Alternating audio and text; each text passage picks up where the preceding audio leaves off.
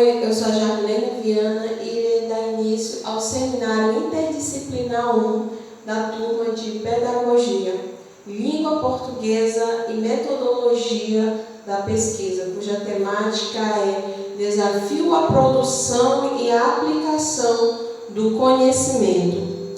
O tema que escolhi foi Oleiro, seu ofício e sua linguagem.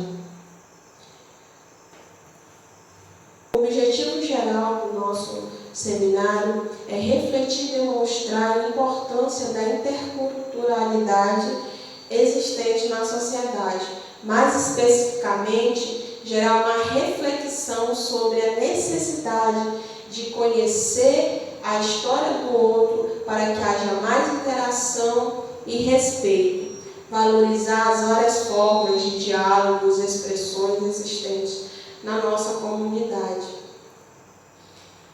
O presente trabalho é sobre o ofício e as expressões do oleiro, mais concretamente sobre como se dá a sua história, a sua arte, a sua linguagem. A metodologia utilizada foi a pesquisa bibliográfica enriquecida com uma entrevista com o oleiro Edivan Carvalho da Silva. O oleiro, seu ofício. O que é o oleiro? É o artesão responsável por fabricar e comercializar objetos de cerâmica, que é a argila queimada. Em geral, destacam-se vasos, telhas, louças e tijolos. Esse ofício é responsável por produzir um dos elementos mais importantes da construção civil e também faz parte do sonho de muitos brasileiros que sonham em ter sua casa própria, que desejam ter sua casa própria. A matéria-prima é a argila, mais popularmente conhecida como barro, e ela se denomina cerâmica após ser levada ao fogo. Podemos dizer que quem trabalha com o barro, quem trabalha com a argila, trabalha com a arte. E através da entrevista que fiz com o Edivan Carvalho da Silva, eu pude conhecer o processo que se dá a este elemento tão importante. Eles extraem a argila do campo, que é armazenada e colocada posteriormente em uma máquina que é conduzida manualmente, depois fatiado, formando tijolo, e depois colocada em prateleiras gigantescas, na verdade, várias prateleiras.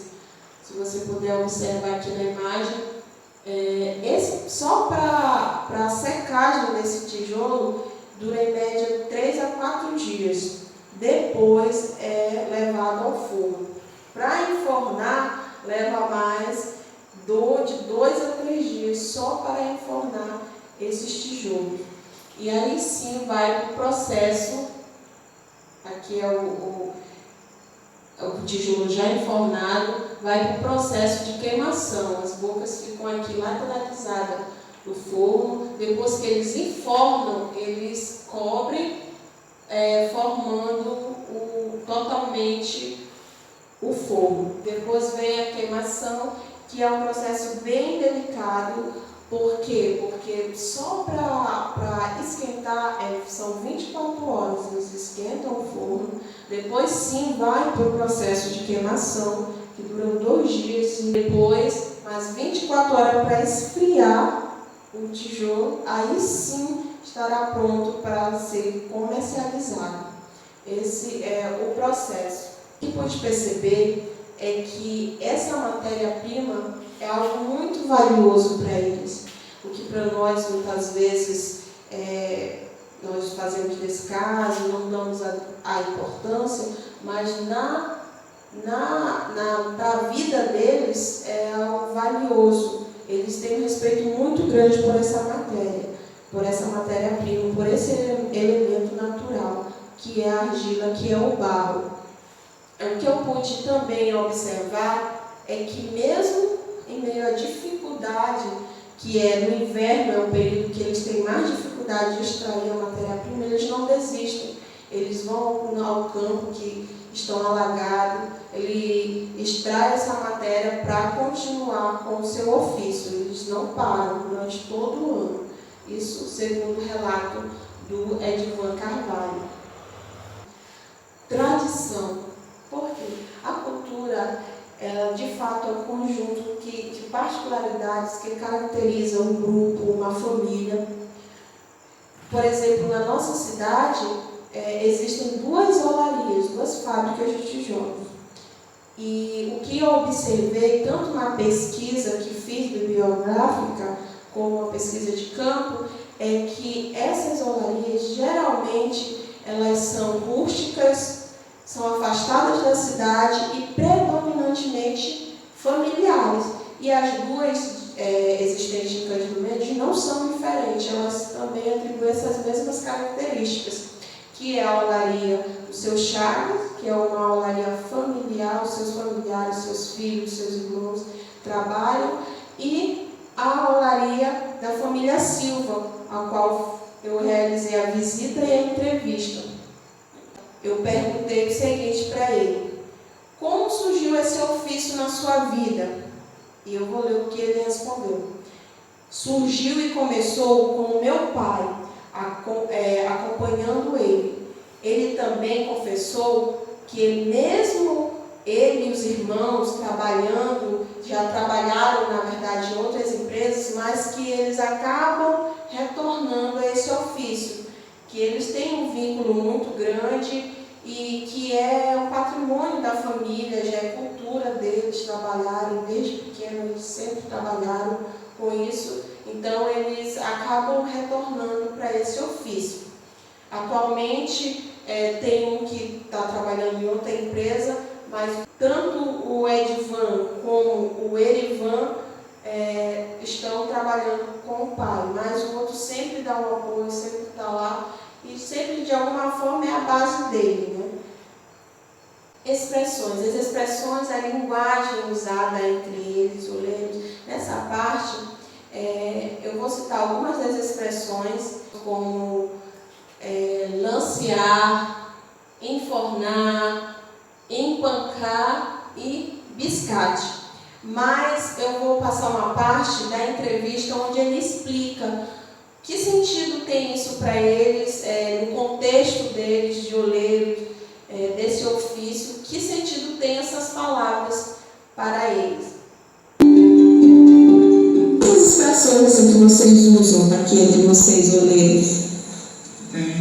A gente tem uma linguagem um pouco diferente, porque quando a gente fala de lancear, quer dizer que é para pegar o tijolo que vem da máquina e levar para a prateleira.